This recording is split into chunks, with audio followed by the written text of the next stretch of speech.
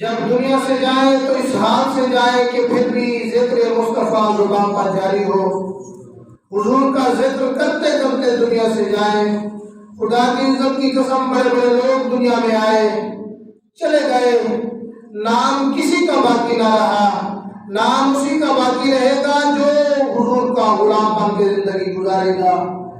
اس پر حضرت بلال حبشی رضی اللہ تعالیٰ عنہ آپ نے ایک شعر بھی لکھا۔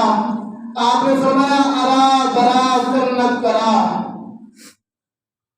یہ حبشی زبان کا شعر ہے۔ ارا برا کنت کرا، کرائی کری منت درا۔ اس کا مطلب میں آپ کو سمجھاتا ہوں۔ اس کا مطلب یہ ہے، بلال حبشی 14 صدیاں بعد ہم سے مخاطب ہو کر یہ شعر ہمیں سنا رہے ہیں کہ لوگوں، قیامت تک جتنے بھی لوگ آئیں گے، بڑے بڑے شہنشاہ آئیں گے، بڑے بڑے سکندر آئیں گے، بڑے بڑے بادشاہ آئیں گے، فرمایا نام کسی کا باقی نہیں رہے گا، نام اسی کا باقی رہے گا جس کے دل میں محبت مصطفیٰ ہوگی۔ نام صرف اسی کا باقی رہنا ہے۔ پھر اس لیے میں فرمایا ارا برا کنت کرا، کرائی کری منت درا۔ آپ نے فرمایا یا رسول اللہ، ہم آپ کے غلام ہیں، قیامت تک جتنے بھی بڑے لوگ آئیں گے سب کے نام ختم ہو جائیں گے۔ یا رسول اللہ، ہم نے آپ سے محبت کی ہے، قیامت تک لوگ آپ کے غلاموں میں ہمارا نام بھی لیتے رہیں گے۔ تو آج جس موضوع پر میں نے مختصر وقت میں لفظ کرنی ہے وہ یہ ہے کہ قرآن مجید، نبی پاک کی بارگاہ اقدس میں صحابہ موجود ہیں، تشریف فرما تھے۔ میرے نبی علیہ السلام نے صحابہ کو مخاطب کر کے فرمایا میرے غلاموں، اگر انسان کے جسم پر کوئی گندگی لگ جاتی ہے، کوئی پلیدی لگ جاتی ہے، تو اس کو پاک کرنے کے لیے انسان اپنا ہاتھ برتن کی طرف ہلاتا ہے، اپنا ہاتھ برتن کی طرف، پانی کی طرف لے جاتا ہے۔ تو یہاں پر جب حضور نے یہ بات فرمائی، صحابہ تو پھر صحابہ ہی تھے، صحابہ نے عرض کی یا رسول اللہ، جسم پر گندگی لگ جائے تو اگر پلید ہو جائے جسم تو ہم پانی سے پاک کر سکتے ہیں، اگر سونا دل پر زنگ لگ جائے تو اس کا طریقہ کیا ہے؟ میرے نبی نے فرمایا اگر دل پر آلودگی ہو جائے، دل گندا ہو جائے، دل میلا ہو جائے، دل گناہوں سے پلید ہو جائے، فرمایا اس کا طریقہ یہ ہے رب کا قرآن پڑھو، مجھ مصطفیٰ پر درود پڑھو، دل کا زنگ ختم ہو جائے۔ سبحان اللہ۔ اب حالات حاضرہ کے مطابق جو بات میں آپ کے سامنے عرض کر رہا ہوں، نبی پاک نے فرمایا اپنے دل کے میل کو ختم کرنے کے لیے میری ذات پر درود پڑھو تو وہ زنگ ختم ہو جائے گا، رب کا قرآن پڑھو وہ زنگ ختم ہو جائے گا۔ تو آج معاشرہ ہمارا کس سمت جا رہا ہے؟ آج دیکھیں، ہم حضور نے فرمایا کہ انسان جو گانے سنتا ہے یا انسان ڈھول کی دھمکی کی آواز کو سنتا ہے، فرمایا یہ سننے سے انسان کے دل میں سیاہ نقطہ پیدا ہو جاتا ہے، اس کے سننے سے انسان کا دل جو ہے وہ گناہوں کی طرف مائل ہوتا ہے۔ آج معاشرہ دیکھیں، آج ہماری توجہ اسی ہی طرف ہے۔ آج ہم نے دیکھا کہ نعتیں پڑھ رہی ہوتی ہیں پر وہ نعت نہیں ہوتی، وہ انڈیا کا گانا چل رہا ہوتا ہے۔ اللہ فرماتا ہے قرآن پڑھو، دل کا زنگ ختم ہو جائے گا۔ ایک جگہ محفل میں جانا ہوا، وہاں ایسے نعت خواہ کو دیکھا کہ اس کا سارا لباس ایسا ہی محسوس ہوتا تھا کہ یہ مرد نہیں، یہ عورت ہے۔ جب ہم نے اپنا اٹھنا بیٹھنا چلنا پھرنا ان لوگوں کے ساتھ کیا اور ہاتھوں میں 5 قسم کی انگوٹھیاں ہوتی ہیں، میرے نبی نے فرمایا ایک انگوٹھی چاندی کی پہن سکتے ہو، اس کی بھی مقدار معین فرمائی۔ آج ہمارے نوجوانوں نے، آج لٹیرے پیروں نے 5 قسم کے جو ہے مدریاں انگوٹھیاں اپنے ہاتھوں میں پہنی ہوئی ہیں۔ اور یاد رکھنا یہ حضور کا فرمان ہے، یہ جو کھڑے ہوتے ہیں نا روڈوں پر، ان سے لے کر انگوٹھی پہننا یہ حرام ہے۔ یہ کیا ہے؟ یہ حدیث پاک مشکات شریف کے اندر موجود ہے۔ الحمدللہ اللہ کے فضل و کرم سے ایسے بات نہیں کرتے، جو بات بھی ہوگی وہ ثابت کر کے دکھائیں گے، جو بات بھی میں ایسے بات نہیں کرتا کہ کسی کو بعد میں مسئلہ ہو میں دکھا بھی نہ سکوں. خدا کی عزت کی قسم ہم حضور کے غلام ہیں. باتیں وہ کریں گے جس کو ثابت کر کے دکھائیں گے. آج ہاتھوں میں انگلیاں. حضور نے ایک صحابی کے ہاتھ میں دیکھا کہ اس نے کڑا پہنا ہوا ہے. حضور نے فرمایا کہ تو پسند کرتا ہے تیرے ہاتھ میں جو ہے آپ کا کڑا پہنایا جائے؟ نہیں یا رسول اللہ. پھر حضور نے فرمایا اسے اتار کر پھینک دے. آج کڑے پہنے ہوئے ہوتے ہیں. بھائی کہاں سے آیا؟ تو جواب آتا ہے یہ شہباز قلندر سے آیا. میں نے کہا تو اس شہباز قلندر سے کڑا آ گیا, مسلح نہیں آیا. شہباز قلندر سے تیرے لیے کڑا آیا, شہباز قلندر سے تیرے لیے مسلح نہیں آیا. شہباز قلندر سے تیرے لیے کوئی نیک اور بات نہیں آئی. شہباز قلندر سے تجھے یہی ملا اور پھر دھاگے پہنے ہوئے ہوتے ہیں. یہ کہاں سے آئے؟ کہ یہ بھی شہباز قلندر سے آئے. تو یہ مسئلہ سن لے, آگے بھی بتائے, بیٹوں کو بتائے. آج جو ماحول بن چکا ہے تقریباً ہر قسم کے بچے کے پاس ہاتھ میں کڑا ہے یا دھاگا باندھا ہوا ہے. یہ ناجائز ہے, شریعت مطالعہ اس کی اجازت نہیں دیتی. جو بات میں عرض کر رہا تھا میرے نبی علیہ السلام نے اس سے منع فرمایا. تو وہ دیکھ یہ رہا تھا کہ ایسا نام کا لباس سارا محسوس ہو رہا تھا کہ عورتوں والا ہے, اور سر پہ جو امامہ باندھا ہوا ہے وہ پتہ نہیں لگتا. نہیں یہ میں مسجد میں بیٹھ کے ایسی بات تو نہیں کرنی چاہیے لیکن کر دیتا ہوں, ہاتھ کی بات ہے. پتہ نہیں چلتا یہ بھینس کا دوپٹہ پہن کے آیا ہے یا امامہ پہن کے آیا ہے. فوجی صاحب اس طرح بات ہے. آج لوگوں نے سنت مصطفیٰ کا مذاق بنایا ہے. آج اس امامے کو ہم نے جو بھی اٹھایا وہ کپڑا وہ بوچھو جو بھی ہے وہ اٹھا کے سر پہ باندھ لیا, یہی سنت مصطفیٰ ہے. مجھے بتاؤ سنت مصطفیٰ کا مذاق اڑا رہے ہو یا سنت مصطفیٰ کو اپنا رہے ہو؟ غیر دیکھتے ہیں وہ کہتے ہیں بھائی یہ دیکھو یہی تمہاری ثنا خوانی ہے, یہی تمہارا شیوا ہے, اسی کو ثنا خوانی سمجھتے ہو. پھر نعت خوانی کا رنگ ہی کچھ اور ہے. پتہ نہیں چلتا یہ ثنا خوانی ہے, یہ نعت مصطفیٰ ہے, یا ایسے محسوس ہوتا ہے یہ سٹیج شو ہو رہا ہے. ہمارے نعت خوانوں نے جو ماحول بنایا ہوا ہے پتہ یہ چلتا ہے یہ سٹیج شو ہو رہا ہے, یہ نعت خوانی ہی نہیں. پھر شعر پڑھیں گے ایسے ایسے تیری جنت تو کرتا ہے تذکرے, تیری جنت مول نورسا, تیری جنت مجھے یہ بتائے امام الانبیاء ہو. سبحان اللہ کہہ دو. امام الانبیاء حضور روتے رہے باری تعالیٰ جنت دے دے, باری تعالیٰ جنت دے دے, جہنم سے بچا لے. یہ کہتے ہیں تیری جنت مول نورسا, تیری جنت کے کرتا ہے تک دے.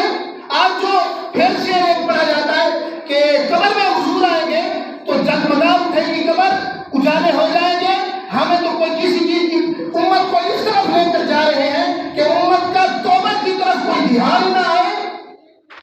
میں یہاں پر ایک بات آپ حضرات کے سامنے عرض کرتا ہوں. وہ بات یہ ہے جب پہلی مرتبہ امام الانبیاء علیہ تحیت والسلام قبر میں تشریف لائیں گے, یاد رکھنا حضور قبر میں امتحان بن رہا ہے. قبر میں کیا بن کر آئیں گے؟ بولے نا امتحان. آپ پوچھیں گے وہ کیسے؟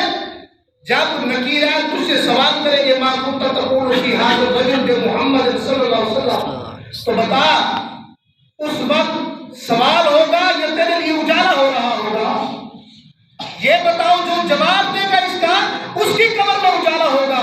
جب جواب دے گا کہ میں تو وہی ہوں, یہ محمد صلی اللہ علیہ وسلم تو وہ ہستی ہے ساری زندگی جن کا کلمہ پڑھتا رہا, ساری زندگی جن کی شریعت کے مطابق میں اپنی زندگی گزارتا رہا, ساری زندگی نمازیں پڑھتا رہا, ساری زندگی قرآن اور حدیث پڑھتا اور سنتا رہا, ساری زندگی حرام کے قریب نہ گیا, حلال کھاتا رہا.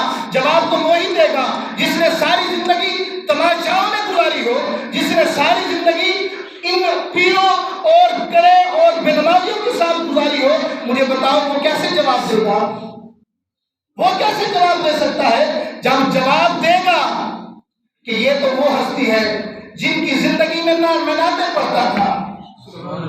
بولیے سبحان اللہ. سبحان اللہ. بعض اوقات ہماری آج جو مسئلہ ہے وہ صاحب جو مسئلہ ہے وہ یہ آج حق بیان نہیں کیا جاتا, آج ایسی باتیں بیان نہیں کی جاتی. وہ وہی آ کے کرتا ہے مسجد میں محفل میں جو ویسے خطیب آئے, جو مسجد کا امام ہوگا مسجد کا خطیب ہوگا وہ نہیں کر سکتا. کیوں؟ مسجد کمیٹی ناراض ہو جائے گی. میں نے کہا میں ایسوں کو جوتی کے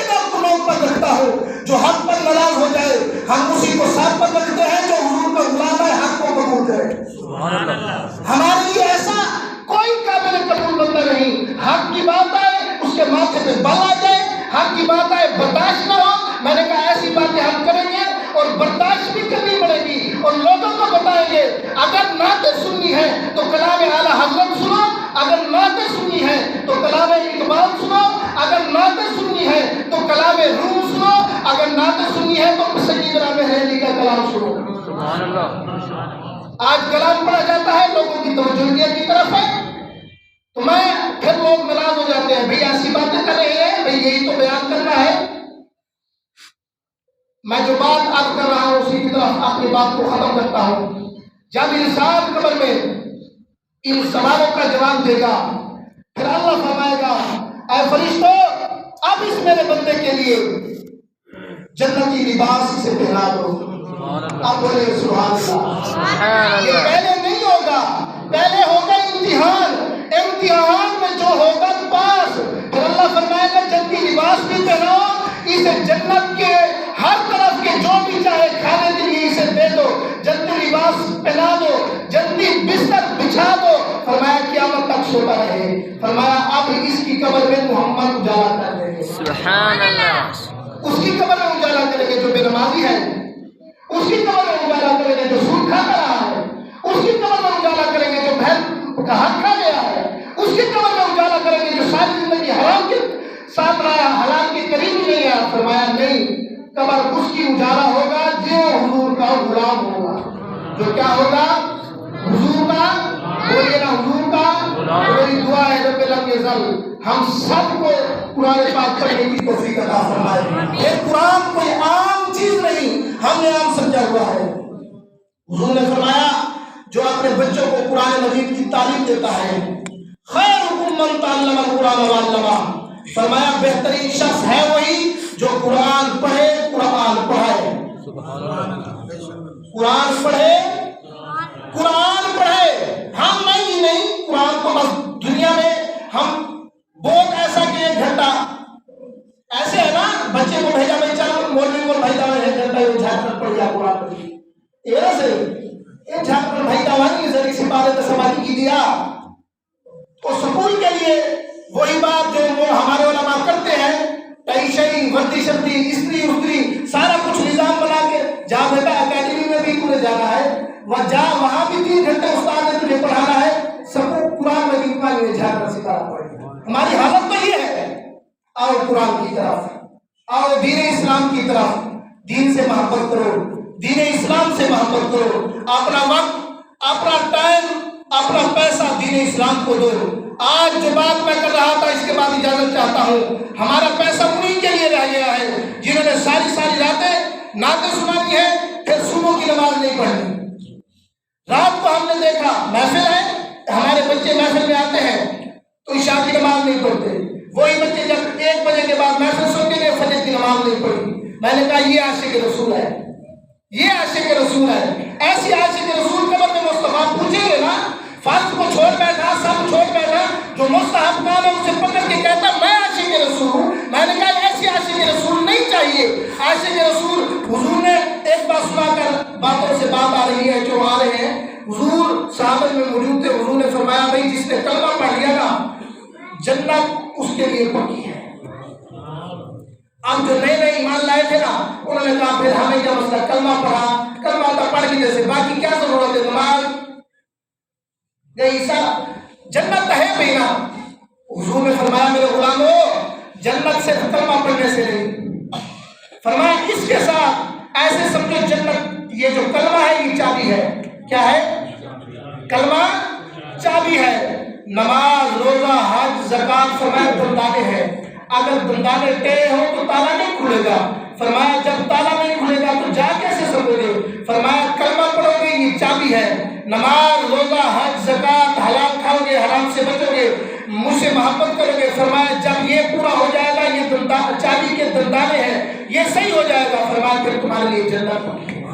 ہم نماز کو چھوڑ بیٹھے، ہم جو فرض تھا اس کو چھوڑ بیٹھے، مستحب کی طرف جا بیٹھے، ہم عاشق رسول ہیں، جنت ہماری پکی ہے۔ الحضرت علی رحمہ یہاں پر اس کی محبت کی بات کرتے ہوئے فرماتے ہیں